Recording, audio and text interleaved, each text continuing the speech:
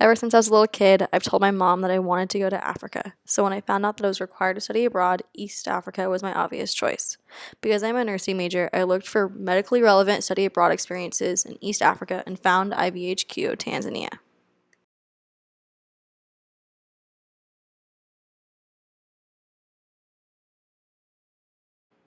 The IVHQ program is based in Arusha, Tanzania. IVHQ is an international volunteer organization that has programs all over the world. What makes the Tanzania program so unique is how closely it works with local programs like Tanzanian Volunteer Experience, TVE, and Tanzanian Host Experience, THE. By working so closely with local programs, I felt so much more connected to the surrounding community and felt like I was immediately immersed into the culture. IVHQ Tanzania volunteers came from all over to participate in projects throughout Arusha. There are established education, childcare, medical, HIV and AIDS, and animal welfare programs in and around Arusha. IVHQ Tanzania offers homestay and volunteer house options.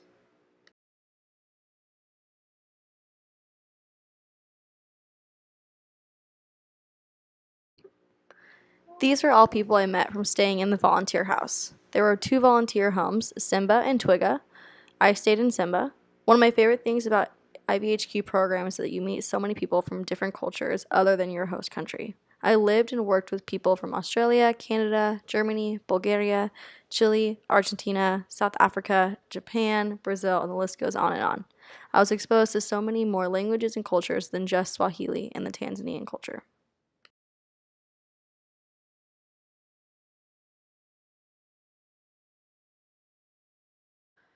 My most impactful experiences were the people, visiting daycares and orphanages, and going on a safari. This slide shows some of the people that I met. The people of Tanzania were hands down the most impactful aspect of my abroad experience. I have never been somewhere with such loving, joyous, and welcoming people. Every time I walked down the street, I was continuously hugged and welcomed with karibu, or welcome in Swahili. They showed tremendous humility, innovation, and appreciation for everything in their lives. It's the people that already have me planning my next trip back. The woman on the left is a local woman who I met at a Maasai market. She sells beaded jewelry in baskets. The middle picture shows Maasai children that we met when we stopped for lunch in the middle of the plains on our safari. And the man on the right is my new Rafiki, or friend, Thomas. He was my tour guide to the Moshi waterfalls that taught me so much about the history of Tanzanian tribes and opened my eyes to the education system when he told me about his dreams for college.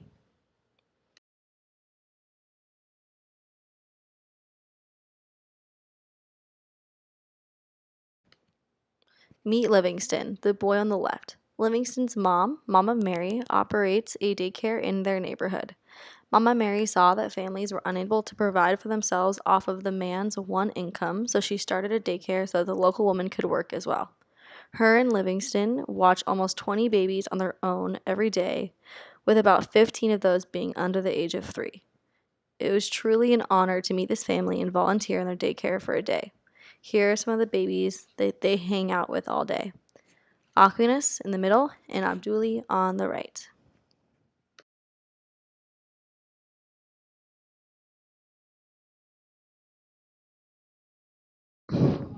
I know Safari does not give the most perspective on an abroad volunteer trip, but it was the most amazing adventure I've ever gotten to be a part of. It is crazy basically living in a safari truck for 3 days, witnessing these gorgeous animals in their natural habitat. Seeing baby lions and watching cheetahs hunt will forever be the coolest thing I have gotten the privilege to experience. And sleeping in a two-person tent in the middle of the Serengeti with lions and hyenas surrounding me is up there too.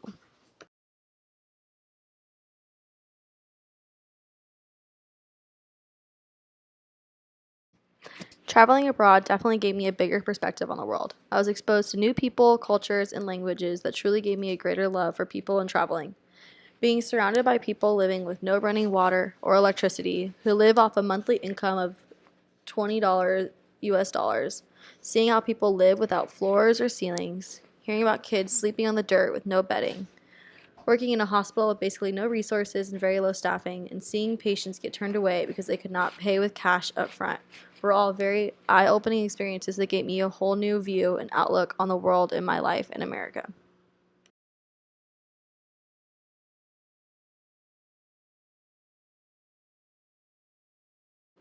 These are pictures of Level OC Hospital. Levolosi Hospital is a community hospital in Arusha, Tanzania that primarily serves low-income families and individuals. Levolosi is a government-funded hospital but is very under-resourced. Women coming into the hospital are required to bring their own supplies for labor, such as gauze, blankets, gloves for staff, etc., because the hospital cannot afford enough supplies for each patient. Levolosi is one of the main labor and delivery hospitals in Arusha, but it has other services as well, such as HIV clinic, minor theater or minor operating room, laboratory, and a TB/leprosy ward. This is the hospital that I was lucky enough to be placed at. For the first week, I floated around to different areas of the hospital, but during the second week, I spent every day in the minor theater. The minor theater is similar to our emergency room in that people come in for all sorts of things, like stitches, stitch removal, wound dressings, abscess drainages, etc.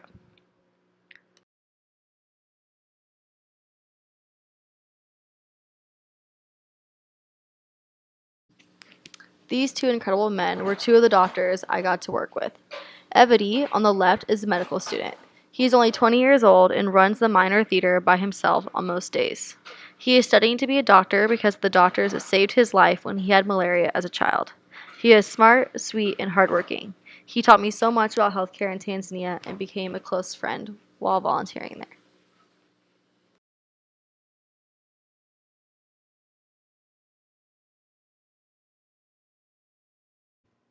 There are many differences between Tanzania and America, but honestly, I can only think of very few similarities. They do have the same cars as us, like Toyotas and Hondas, which surprised me at first. And safety is relatively the same. You just have to be smart about where you are and at what time of the day. Tourism, like in America, is a major part of the Tanzanian economy in major cities. Differences include that they drive on the opposite side of the road. Most homes do not have running water or electricity, so you'll very often see women and children carrying buckets of water from water stations to their homes. In the hospitals, people pay upfront in cash for medical needs or they will not be seen. And public bathrooms do not always have a traditional toilet. A lot of them do have holes in the ground or ceramic toilets that are flat in the ground and do not supply toilet paper.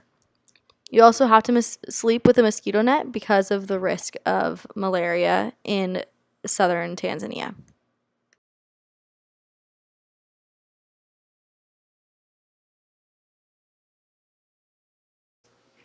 I have many take home messages, most of them surrounding the idea of being more appreciative. For example, I am more appreciative of aspects of American life that we take for granted on the everyday basis, like electricity, easy access to water, easy access to hot water, and toilets with running water.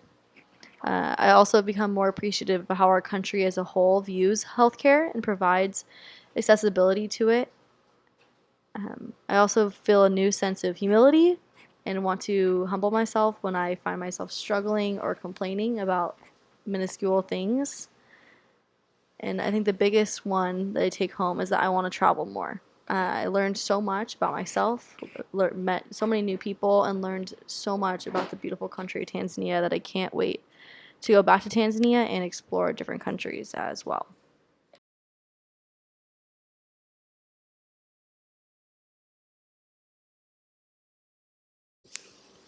Asante sana, or thank you very much in Swahili.